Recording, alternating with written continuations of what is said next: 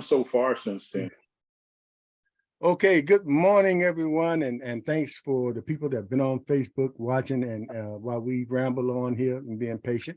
But we will start the show, and welcome to the Slim Nation AM. And of course, I'm Slim Overton, and of course, I gotta say hello to my daughter Jamie and my granddaughter Julie and Philip. You know, this is my dad, Papa cup, my favorite cup in the house. I have a lot of cups that say a lot of things, but this is my favorite.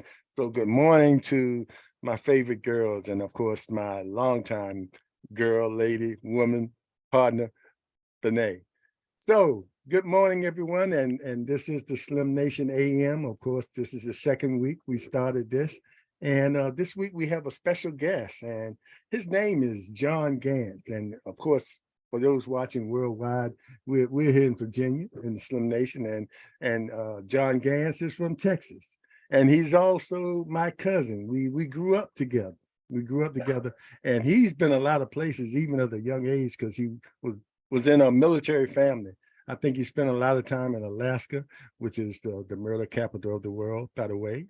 We'll have a conversation about that one day. Even they got Chicago beat, but do you hear about that? No, you don't. But anyway, we'll talk about that one day, Johnny. And Okay. but now he's in Texas, and I wanted to bring him on to have a conversation with us about Texas. You know, we're hearing a lot about Texas and the great Greg Abbott and, Governor Greg Abbott. And I read something not too long ago that in 2020, he was voted. I don't know if this was national or just in his state or in his house, but he was voted the best governor in the nation. And well, anyway, I saw that, and that was then, and this is now. So just wanted to bring somebody from Texas in, and we've been reading about all these things going on in Texas. It seems like it's always something. And of course, especially with the last mass shooting and some of the comments the governor made in a sensitive time. And I'll just let my cuz talk a little bit about or start wherever he wants to start, because we've been talking back and forth about things going on in Texas, and he's right there. But first, Johnny, and I call him Johnny. Johnny, tell us where in Texas you're located. Yeah. Well, first, let me say hello to everybody. You said hello to. I love to watch Siri on Facebook, and her face is a good guy. She's amazing. Yes, she is. I love to watch it. Okay, but anyway, where I am, I'm about 30 miles north of Dallas, in a place called McKinney, northern Texas, and been here 20 years now, Slim. Yeah, wow. 20 years too long. But you end up making that your home after a long stint in the military. How long do you spend in the military? I did 24 years in the military. When I came out of the military, I taught for 3 years. I got a teaching license and taught 9th through 12th grade for at-risk kids, and did that for 3 years. And then my wife got a job down here in Dallas, excuse me, and I had to move. Well, I didn't have to move, but probably would help my marriage if I moved. So I moved and came down here, and been here ever since. And lately been trying to find a way to get out. Oh, well, hopefully that'll happen for you, especially the way things are going, or maybe a new governor come in and sort of entice you to stay, say, oh, okay, I can work with this. Yes. Yeah. They haven't had a Democratic governor in I don't know how long. I think Richards was the last one we had. Yeah. And everything else has been a Bush or Abbott. Yeah. I say this too, and you mentioned your military career. He jumped out of planes, and it's funny. You all may be familiar with our other cousin, the Colonel Chapman, who's with us on the Portsmouth Coffee Talk, who's also a veteran, about 30 some years. Yes. And retired as a colonel, and always jokes, Johnny, about jumping out a perfectly good plane, when he can just stay on there and go from A to B, but he jumps out. but that's a family thing that, that we go through every time. But anyway, let me, before you start, I last night I watched some of as much as I could stand to watch some of Governor Greg Abbott's state of, do they call it state of the state or State of the state address. state address? Mhm. And it was kind of funny, you know, he dealt, especially when he got on the woke part, you know, like Republicans are using that woke, you know, it's almost like it's a replacement word for urban. You know, they used to use urban to, Yeah. you know, to identify, you know, Because they couldn't say ghetto. you're right, couldn't say ghetto or couldn't say blacks or poor, so they use urban, you know, and urban, you know, can be translated many different ways, but we knew the way they were using it. So they're using woke the same way, and he was comparing how wokeness is being taught in schools, you know, and to me, he was saying Black history and things like that, or heritage for any race, and they're using that woke. And another thing he said, this is a land of opportunity for all. Out of all the countries, this is one of the places that is an opportunity for all, and that's kind of funny coming out of him with his stance against immigrants, you know, and things like that. And Yeah. so go ahead. You know, you live there, and I know you've seen some things probably we don't see in the national news, and how is affecting. And before you do that, do you know what the percentage of minorities are I know it has to be pretty high in Texas. I don't know, but you know, before Texas was Texas, it was Mexico. Right. So you know, I mean, I'm not trying to be funny about it, but that's what it was if you look at history. Mm-hmm. And unfortunately, Greg Abbott is trying to stop us from understanding history. Mm-hmm. And you always go back and think that we're the reason. Now I don't want to say we because I'm from Virginia, but Texas is a reason for us having Juneteenth. Yeah, Because they of didn't get course. rid of their slaves for 2 years after they didn't free them for 2 years. After they had to send the general to Galveston to tell them you need to release your slaves, or we're going to have to come in here and do it for you. Greg Abbott is one of a trio of problems we have here. The great governor, and then Dan Patrick is the assistant governor. I mean, the lieutenant governor, and then our attorney general. I can't remember his name on top of my head, who is under an indictment right now, and they just re-voted him back in. So our chief legal officer, our lieutenant governor, and our governor. I mean, they're the problem. And when you talk about immigration, you know, Greg Abbott has decided he's going to bus people. He's going to put people that don't know anything about the United States or very little about the United States. He's saying we're having trouble at the border.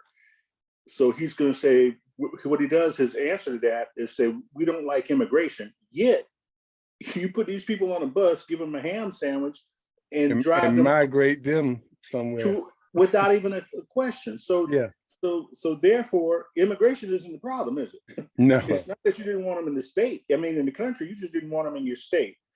And the second thing that happens here in Texas is a bastion of evangelical Christians. And I know a lot of people don't want to go into religion, but it is. I mean, we had the head of the Southern Christian evangelical leadership, Pastor Jeffries, in the biggest church down in Dallas. He said that Trump was sent here from God. That Trump was anointed by God. So when you're telling millions of people this, then you get this flow of ideas like you were talking about woke. And I guess the question about woke is what is the opposite of woke? You know, what is it, being dumb? And you know, and if you can dumb down a group of people, if you can dumb down a civilization, you can pretty much make them do anything you want them to do. And I guess, Slim, what really bothers me is people believe it. People fall for it. And I don't know. Too many people. 30 million, what they say, 35 million. That's just a MAGA base. Yeah. Yeah. That's just the people that are speaking up. And it's funny, as talk about immigrants, and if they mention Mexico, and you talk about the history of Texas and Mexico, the Mexicans, they're just coming home. Yeah, But it's a yeah, lot of other people from other countries coming through Mexico, to get here. So it's not all the Mexican, but the Mexicans just coming home, and then you shipping them to Chicago. right. And it's the people that are, if they wanted to, if the people understood the history, the U.S. had a lot to do with these countries, El Salvador, Nicaragua, Honduras. We went in there and did a lot of different things years back. We changed regimes in some of these countries, and we're now seeing the results of that, some of that. And these people are traveling hundreds and hundreds and hundreds of miles to try to get to freedom. And this freedom hasn't been a problem until like 6 years ago, 5 years ago. There was always a way that people came into the country. And yeah, there were people at the border, but I can tell you, Slim, I tell you, I lived here 23 years. I have yet to be attacked by maybe knock on wood, but I haven't seen any in this big influx in this big issue that they have here. And you think about what happened in Ukraine. Ukraine got attacked in one day, and Poland took in a million refugees within 3 weeks. So, and we're much bigger than Poland, so we could absorb a whole bunch more. So, there's a racial element to it. There's an element to always have somebody to kick down on and make you better than them. And as long as you feel like you're better than them, then whatever you do to them is okay, because they're not as good as you. Yeah, and when it comes down to that issue, when he the fella, the guy that killed his neighbors, 5 of his neighbors, and he just came out immediately, called them all illegal immigrants. And I'm hearing bits of a story this morning that it was only about one who was actually undocumented. Yeah. But to come right off that soon to it just showed where his mindset is. Anybody that of that nationality, they must be illegal. So and it's just crazy. And to be that insensitive, after something like that happens, Yeah, they don't care. These people seem not to care, and you're able to say whatever comes to your mind. I saw and I'm like you, I saw something on Fox, and I can't watch Fox too long, because if you know the company, the TV show is lying to you, then it's hard to sit there and look at it. It's like a reality TV show, but it's a hateful reality TV show. So yesterday there was a gentleman that was sitting on the panel, and he said he saw some immigrants. He saw immigrants as he was coming to work, and the family was digging out of a dumpster for their next dinner. So the next question came from the panel, well, how did you know they were immigrants? And he said, well, I can see, I know what immigrants look like. I can tell an immigrant. Illegal immigrant. I'm sorry. Let me make sure I put that in there. Illegal immigrant. Oh, he knew they were illegal. Oh yeah, you could tell that. He had checked their papers. Oh yeah, no, I know what they look like when I see them, and I'm thinking, the arrogance and the ignorance that these people use to validate their claims, it's just a shame. But he said it. So again, his viewers watch that, and the viewers like, well, illegal immigrants are digging out of a trash can. I was and we jumping back and forth, because I'll bring up the gun issue, because it was an assault rifle that the guy used on that family. Yeah. Okay, so and yesterday I was with a bunch of guys from the neighborhood, and all of them are vets. All but one was served in Vietnam, actually served in Vietnam, and a few of them were actually in the jungle.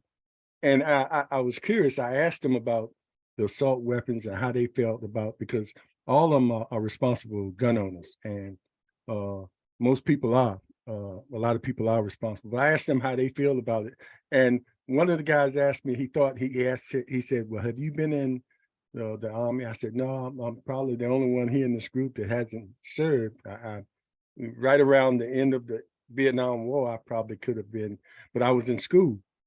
And he said, "Well, if you had served, you probably would understand a little bit more about the question you asked all these vets about being responsible gun owners. You know, his main thing was being responsible gun owners. My question was, do you see the need for the assault weapons, you know, weapons of war, you know, and we've seen what they can do. And I believe people, because some people it's a like a collection thing for them, you know, they're into guns and to have those assault weapons, but they fall into the hands of people and we really don't know how crazy they are until after the deed is done. And then they look in the background and say, oh, this person had a history of mental health and all that. So how did he get a gun? And of course, the argument, if you don't have any responsible gun legislation, or if you do have that, people gonna find a way to get the guns anyway. So I said all that to say how you feel about that, especially the weapons of war. And I'm putting you in that category with those guys I was with yesterday, because and I particularly asked them because they, you know, had served and used those weapons. Mhm. Well, you know, you put me in an interesting position because I don't look at it. I look at it realistically. And you remember, I was a medical, so I saw a lot of injuries, and I know. I always said that if you want to stop these shootings, when somebody goes into a school and shoots up a school, just show the carnage. I Yeah, mean, it sounds really rude and crude, but they showed Ukrainians being killed and digging them out of graves in yeah. Ukraine. And But what's the difference? we saw that Vietnam stuff. Yeah, Oh my God, didn't we? yeah. And so what's the difference? Show the child, and you can stop the quote unquote assault weapons. As far as the word assault weapon, that's where and believe me, everybody in Texas got guns. You know, Texas just passed a law that 18-year-olds and above can carry guns without having any classes at all. They can just put a gun on their hip and walk anywhere, that except for wherever the owner doesn't want them. They have to post these signs, these certain signs. And so guns are prevalent. They're all over here. When they talk about assault weapon, that was a word that came up. That was a wordsmithing they used for the word AR, but AR didn't mean assault weapon. It meant Armalite rifle, which was a company that made the rifle, the semi-automatic. But that's not the only semi-automatic. That's the problem, Slim. These people don't want to they're not going to get rid of their guns. I understand what they're saying, because every gun there's hundreds of thousands, maybe thousands of guns that are semi-automatic that can do the same thing as that bad black gun. Yeah, a handgun, you know, like you 20 said, rounds in a handgun could do it all day long. 25 round clip, 20 round clip, 18 round clip, or a magazine in the handgun, clip in the rifle. So where do you stop it at? Right. And you're not going to stop people from shooting people. And the issue I have also is that as soon as somebody gets shot, the first thing they say is, well, he had a mental problem. Well, you know, there's mental problems with people all over the world. Yeah. You know, they're not getting shot. So there's something else this man went in the room. They told him to stop shooting. So he was already shooting outside his house. They told him to stop shooting because their baby was trying to sleep. And he went into the room and shot up the house. And it's like when you see a plane crash. If you see a little one-seater, two-seater plane crash, nobody gets excited. You know, pilot died, plane crash, a Cessna crash. A 747 crash, now we got to ground all the 747s. You know, we lost 400 people. Right. So I think that, shooting somebody getting shot is not anything you want to see. High velocity or low velocity weapon. A child don't want to see that, but if they want to stop it, they could stop it. The thing is, they could put legislation in to slow it down. They're never going to stop it, because I'm actually in these groups. I sit back and watch these groups because I want to know what these people are doing around me. And God, when Hillary said guns in the Bible, she was not lying. These people they're talking about truck guns they carry in their truck. They're talking about bug out bags. They're talking about, can they range out to 400 yards? Like, who are you fighting at 500 yards? I didn't fight people at 500 yards in the military. Who are you fighting at 500 yards? You know, who you fight? and getting suppressors on their guns. I mean, it's gotten really crazy. Yeah. So, is it, in your opinion, any kind of gun legislation that might help curb this, or is it's just because, well, should we even just stop talking about the legislation part of it and look at another avenue? I don't know what the answer would be, but because like we mentioned kind of earlier, more of the murders are committed by the handgun, which is much easier to get. And some of the people that have the rifles, and there's different categories of the rifles, but they mostly you hear about the RM, like that's the only thing out there that people get. Yeah. And most people have them for sport, they're clubs. I Yes. saw on Roy Martin last night, it's a Black National Gun Association group based out of Atlanta, I believe. Mm-hmm. And they their goal is to appreciate guns, but to also to preach about gun responsibility, Yeah. and ownership. If you're going to own, be responsible, and make sure everything you have is registered, and Yeah.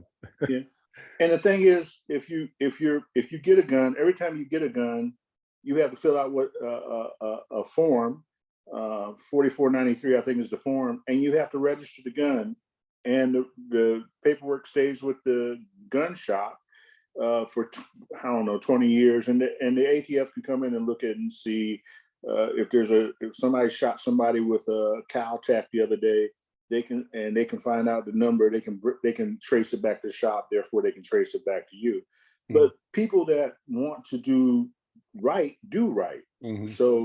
So they register their guns. They go to classes. They get their concealed weapon permit. Their fingerprints are on. Their fingerprints and pictures are on the website for the. So those laws on the books are working for those people. They're already there. Mm-hmm. They're already there. As far as who gets the AR-15 is the most prolific gun in the United States, but it's that way because not only is it a military gun, but most of the people that want guns want something that's been tried and true, tested. So they're not going to go buy they're not going to spend their money on knockoffs most of the time. They're going to go spend their money on stuff that's been used. The Beretta, the pistol, the 45 that was used in World War I, World War II, Korean War, Vietnam, and up into Desert Storm, and used now today still by the Army. The 1911 A1, the 45. So they do that.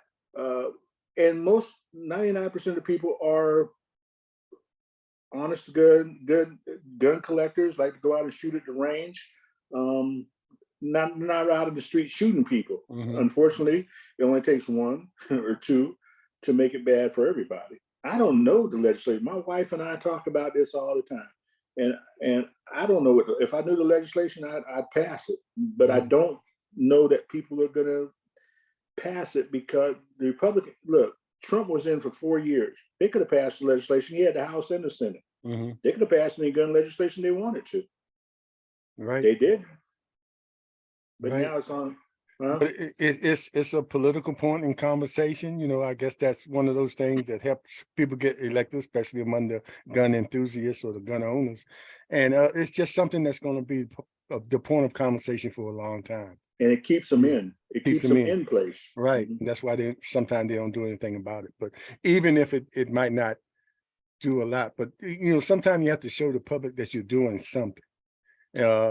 Especially, most of the public don't know. They want to see something, especially people that are families of victims. They show me that you're doing something, except just talking. And even though it might not do a lot, because the laws on the books now, like you said, most people are abiding by them.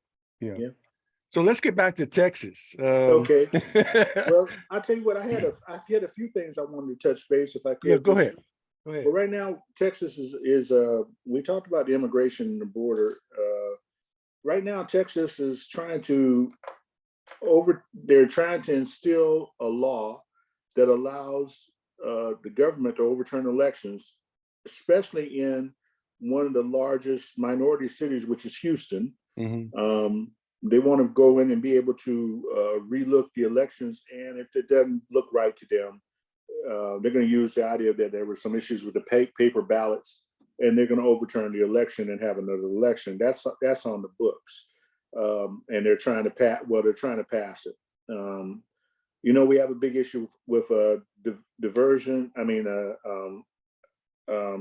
inclusion, equity, the DEI issue, which goes along with the CRT, banned books, all that. Yeah, we had a fellow here under the governor's administration that's in hot water right now with the DEI issue, saying it was dead. You know, so. But I just had to throw that in because Virginia, if we keep it up, we'll be following Texas and Florida. Well, you know, Texas is a marker, and so are Florida. So is Florida, and you've got two governors. One is term limited here in Texas, and you've got the other one that's probably going to announce to run. You've got these two people that want to pick up that base, and what's the sad part is they can win the primaries with that base, but I don't think they can win the generals unless it's set up for them to win it. You know, I don't think they can win the general. I think well, anyway, I don't even want to get it, but that's what they're doing. So Texas is a marker that's laid down. If you do like Texas, then they lead the way. We're banning books here. I wanted to go to a school board meeting. Right now we're on election for our school boards and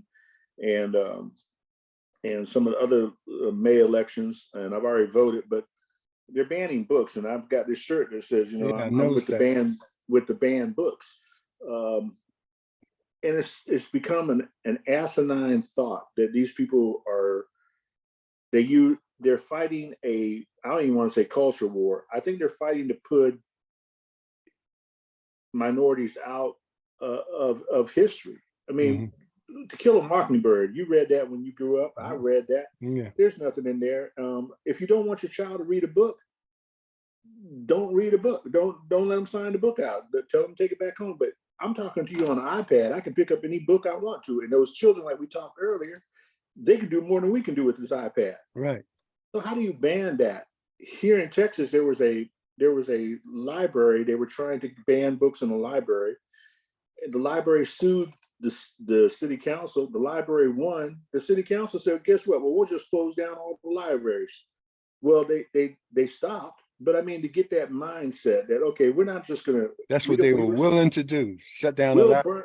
We'll burn the library down and all the books in it. So you don't get 8 books or 123 books, which that sounds like some Hitler stuff. Well, it is. It is. And you got to remember, people might want to remember, Hitler didn't make it the first time. Right. When Hitler tried to come in, he went to jail the first time. What did he do? He wrote a book. Yeah. bet you that wasn't banned. Yeah. They didn't burn that. Yeah. So we've got that happening here. And the idea of CRT, critical race theory, which, is a college level course for in law schools, not taught 8th through 12th grade. I know I taught 9 to 12. It ain't taught 0 to 12 in any school curriculum I've ever seen. You can't. It's hard to pass it if you took it in college. So, but it's just they've come up with these little wordsmithings, and people pick them up and just start going with them. And so when I have discussions with people, I like, do you know what CRT is? Can you tell me what CRT is? And I haven't found people that want to argue it. They'll give me the Fox News View or Newsmax or talking points. Yeah, but there's no truth to it. Like, that's not it. You know, here, do you want me to tell you what the authors of CRT say it is? The people that wrote it? And then, but the sad part is, Slim, you can give them the facts. If they don't want to swallow it, they're not going to swallow it. Right. Yeah. So we're doing banned books. We got 10 commandments. They want to put 10 commandments in school. And the issue is they want to put the 10 commandments in school, but not prayer. Yeah. 10 commandments in school, not prayer. They want a poster of the 10 commandments. Oh, okay. And they come back with the argument that we are a Christian nation, but we weren't formed on a Christian nation. That's not the truth. That's what they've said over and over again, but it's not founded in the Constitution or founded in the amendments or founded in the articles. But they came to America for religious freedom. And it says you have the right. The idea is you have the right to practice your freedom all day, your religious freedom all day. But the flip side to that is I have the right not to practice any freedom. That's true. That's what religious freedom is. It's not I have to go with your religion. So when they're talking about putting religion in school, how does that work when you have a child that's Buddhist in there, or you have a child that's Hindu, or you have a child that's atheist? Where is the equality to that? Where's the fairness of that? And this has already been argued by the Supreme Court and found unconstitutional, but Texas has brought it up again. So they're trying to push the 10 Commandments in school. And that person that's atheist might be more moral than any of the ones that claim a religion. Yeah, well, you know, morality is how people work on social standards. Religion is a faith or something you need to believe in. I had a chaplain tell me one time, there's a difference between faith and religion. Religion is an institution. Faith is what you believe. And I have to go with that because I've been all around the world and seen so many different religions. It's hard to argue that your religion is the only religion, you know? That's true.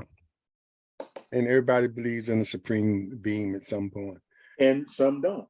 And I can't be mad. God, if you believe in the Christian religion, if you believe, I'm not going to get into Episcopalian, Baptist, whatever, then the Lord said accept everybody.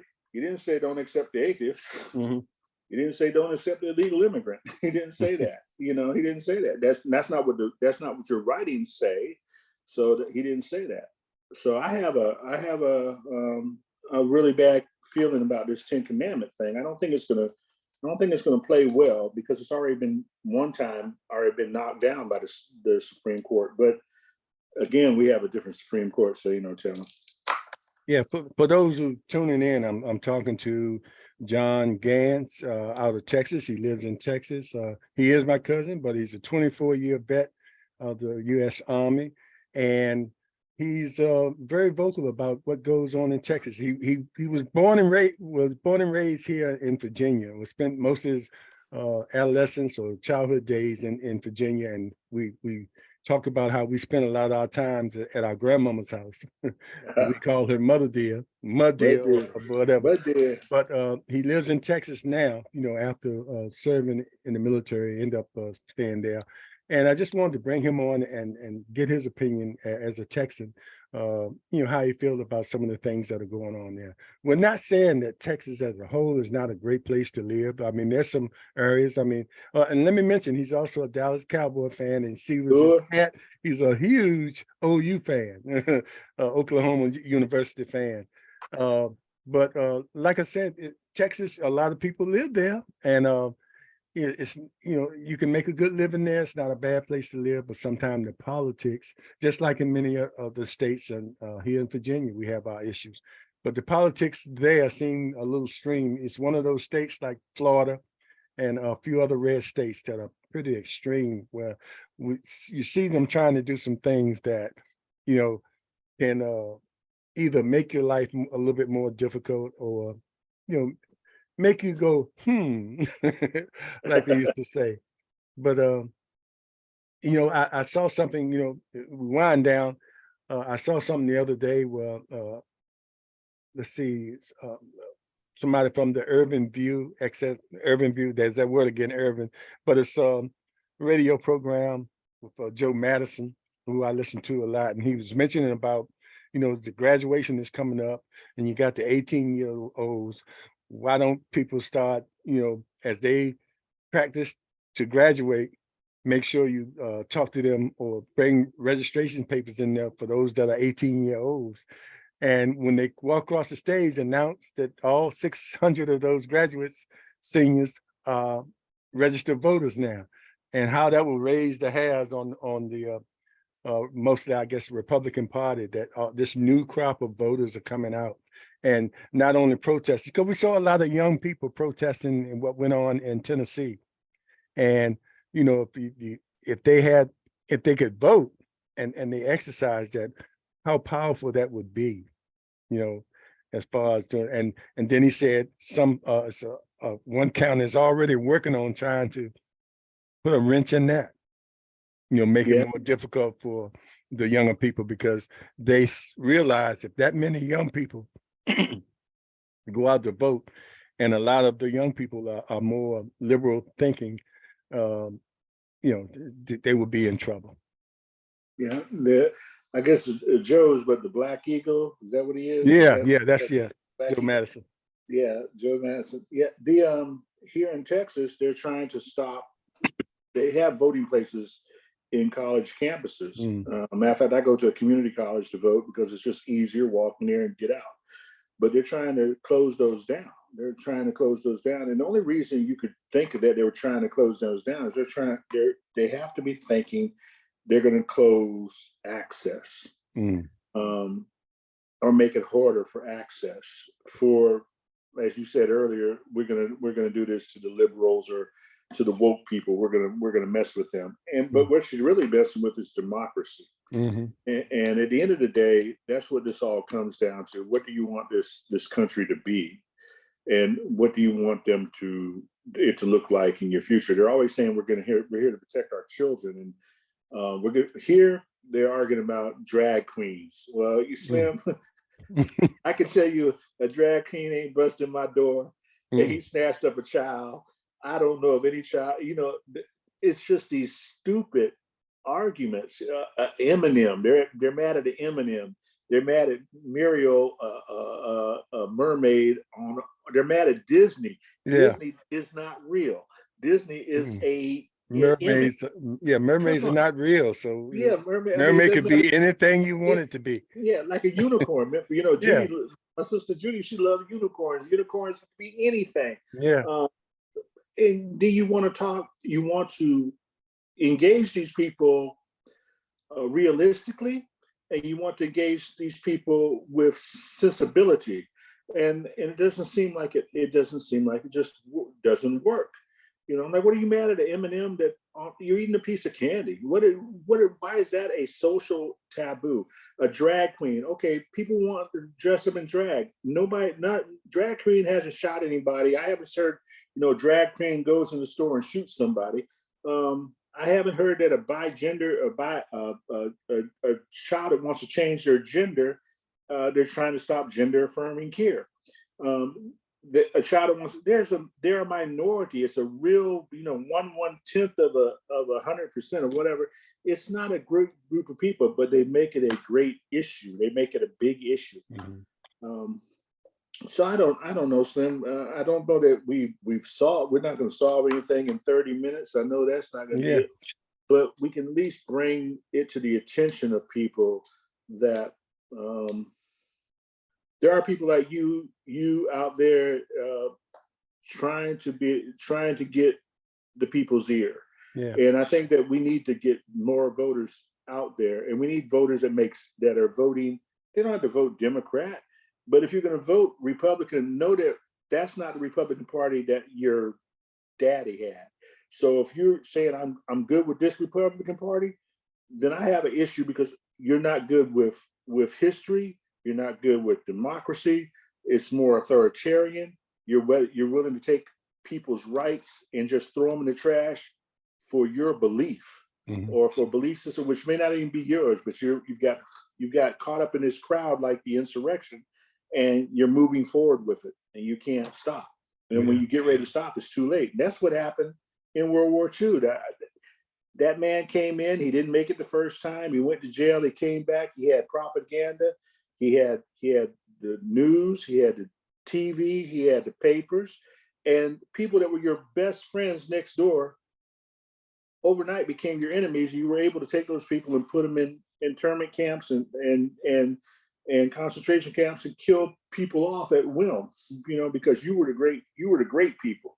And that's where I see us going. Unfortunately, I see us going that way. Yeah, I mean, who would have thought in modern day times we would see governors shipping people out of their state to other states because they didn't want them there, So how is that solving the nation's problem by you sending people that you don't want or you think that are a problem to another state, and we're supposed to be the United States of America. Right. So And you're Texas, sending your problem to another state. So you're free of that problem, so you think, but another state has that issue. But we all should be caring about the United States of America. So yeah, that just Texas wants to succeed. There's people in Texas always yelling about we're going to succeed, and I get into some discussions with some of the people, and I'm like, where are you going? yeah. I mean, you're in Texas. Mexico is not going to take you back. Yeah, no, no. And there's three major highways, interstates that run through Texas. What are you going to do? How do you succeed? First, that is in the Constitution. You can't succeed if you say I'm a constitutionalist believer. Well, it's in there. It's in the articles. And so you can't succeed. But they're all like, yeah, we can succeed. We're going to leave. Well, where are you going to get your produce from? Where are you going to get your electricity from? Where are you going to get your gas from when you run out? Where are you going to get your food from? How do you succeed? Your national infrastructure money from? Where are you going to get that money that Biden just, so it's going to be crazy. But you know what? I appreciate, I said half hour, we went a little past that. And I know I always say I probably will be less than a half hour. We might go past an hour. A half hour, depends on the conversation. And I appreciate you coming on here. And I'm gonna have you back. And I want to let the audience know that you're working on having a podcast or a show on social media, because you have done commentaries on your Facebook page. Yes, sir. That I've watched, and a lot of great points, and it's no question that both of us lean liberal, or we are liberals. So that's no problem. And I'll be glad to invite a more conservative thinking person on here. I have no problem with that, to let them talk, because some of the people that might be conservative are not the extreme conservative that getting all the press. Some of the people just believe in just different ways of approaching some political actions. And that's fine. That's fine to have those conversations, because the more conversation you have with people you disagree, you might have opportunity to understand where they're coming from. You might still disagree. I agree. You'll know why they feel the way they do, and it's not just pure racism or just a hatred for certain things. Their ideologies are different. So anyway, but we appreciate you, and good luck with you putting together your podcast. And we're gonna bring you back. And I want to thank everybody for watching this morning. And this will be on uploaded on YouTube later on, but we appreciate you. Any closing remarks you'd like to throw in there about Texas or about anything? Well, go Cowboys. Go Cowboys. We'll see how that's going to develop. Go Cowboys. Yeah, and I agree with you. I think I am willing to talk to anybody that's willing to talk. But if you're going to come in with talking points that are QAnon, that I'm not really interested. I want a civil debate, and it's okay that we get to the point where we have to discuss and we have to get to a compromise, because you can play Lean on Me fast and I can play it on the piano slow, but at the end of the day, we both played Lean on Me. Yeah. So that's how I look at it. But thank you, Slim, for having me. Yeah. And to add to that point, it has to be a conversation, not something you throwing out bullets of lies and everything like that. And if that happens, you're going to get talked over. And you're seeing those discussions on TV or on social media where the person says, okay, all you're doing is talking over me, but you can't sit there and let the person spill out lies. No. So it has to be a conversation of ideas, but not lies. That's all I'm saying. But thanks again. We appreciate it. And thanks for supporting me here. And we'll continue on. And we'll have you back again. You might be one of my frequent guests here to talk about other things other than Texas, because we have a lot of things we like to talk about. We can do that. We get on that adoption thing one day, because a lot of people fall under that. But anyway, thanks everybody. We appreciate you. And as I always say, be aware, be informed, and most of all, be involved. And remember, your vote is your voice. Take care. We appreciate you.